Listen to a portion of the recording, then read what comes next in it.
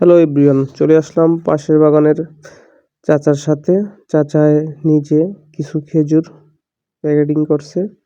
Packeting করে এগুলোকে চাপ দিতে হয়। চাপ বলতে যে কোনো একটি বক্সে রাইখা উপরে ভারী কিছু রাখতে হয়, তাহলে খেজুরগুলো ভিতরে চাপ খেয়ে থেতলে থাকে, ভিতরে পোকা বা কোনো সমস্যা হয় না।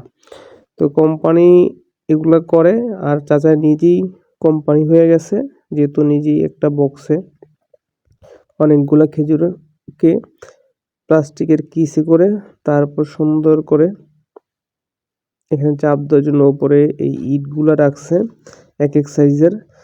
ছোটগুলা কিলো হবে প্রায় 4 কিলো, আর বড়গুলা আছে 20 কিলো, আর সবচেয়ে বড় যেগুলা ওগুলা হয়েছে 30 কিলো।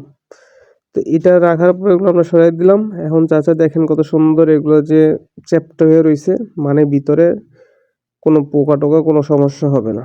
অনেক সুন্দর খেজুরগুলো। চাচা নিজেই কোম্পানির মতন প্যাকেজিং করছে, নিজের বাসায় নিয়ে যাইব। পরে বললো একটু ইটগুলো সরাই দিলাম।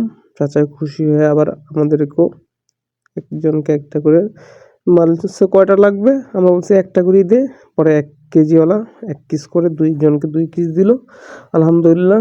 চাচার খেজুরগুলো দেখতে কেমন লাগলো আপনাদের অবশ্যই জানাবেন, এবং চাচার জন্য দোয়া রাখবেন, এবং আমাদেরও এই ধরনের সুন্দর ভিডিও খেজুরের বাগানের ভিডিও নিয়ে আসতে পারি।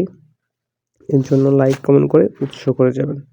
আপনারা কিভাবে খেজুর মানে চাপ দিয়ে রাখতে হয়, যারা সৌদি আরবে আছেন তারা অবশ্যই জিনিসটা দেখে এভাবে করে নেবেন। ধন্যবাদ আপনাদের সকলকে।